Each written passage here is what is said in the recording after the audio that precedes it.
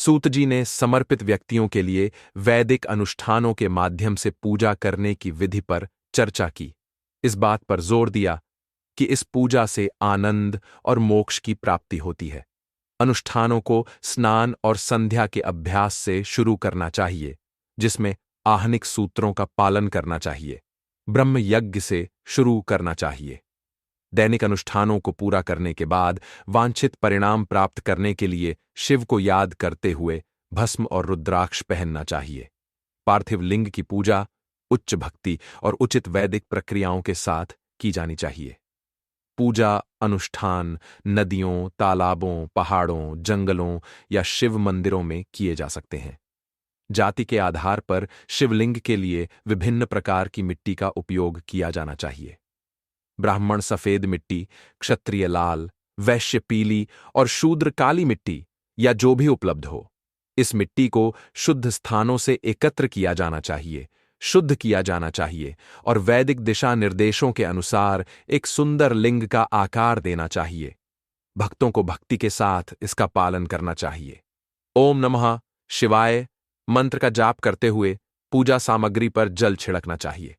इसके बाद आपो असमान मंत्र के साथ जलाक संस्कार किया जाता है। नमः शंभवाय मंत्र के साथ स्फटिक पत्थर का घेरा बनाया जाता है। भक्त को नीलग्रीय के साथ शिवलिंग की पूजा करनी चाहिए, एक सुखद मुद्रा धारण करनी चाहिए और एत्तते रुद्रो मंत्र का उपयोग करके शिव का आह्वान करना चाहिए। मां नो महंतम का जाप करना चाहिए। भगवान शिव की ओर निर्देशित विभिन्न मंत्रों का उपयोग करके आगे के आह्वान और प्रसाद चढ़ाए जाते हैं। शिवलिंग में देवता की स्थापना के बाद विशिष्ट मंत्रों का उपयोग करके अर्घ्य और शुद्धिकरण अनुष्ठान जैसे प्रसाद चढ़ाए जाते हैं। दूध, घी, शहद और चीनी के साथ लिंग को स्नान कराने की भी रूपरेखा बनाई गई है, जिसमें सामूहिक वस्तुओं को पंचामृत कहा जाता है। भक्त को इस मिश्रण में स्नान करना चाहिए और विभिन्न प्रसादों के लिए विशिष्ट मंत्रों का जाप करना चाहिए, जिसमें वस्त्र, सुगंध, फूल और धूप शामिल हैं। पूजा क्रम में आरती करना और विशिष्ट मंत्रों का उपयोग करके देवता के प्रति गहरी श्रद्धा दिखाते हुए परिक्रमा करना भी शामिल है। इनमें से प्रत्येक अनुष्ठान और अर्पण भगवान शिव के प्रति भक्त के जुड़ाव और भक्ति को बढ़ाने के लिए है।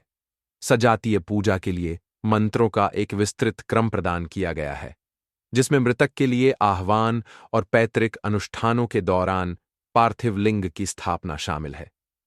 सुतजी ने पूजा का एक सरल तरीका पेश किया है, जो आम जनता के लिए भी फायदेमंद है।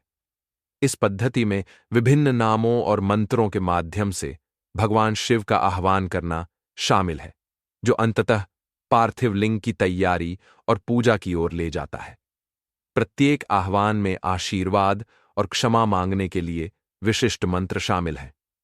भक्तों को भगवान शिव का ध्यान करने, उनके गुणों और रूप की कल्पना करने के लिए प्रोत्साहित किया जाता है, जिसमें उनकी शारीरिक विशेषताओं और गुणों का वर्णन शामिल है।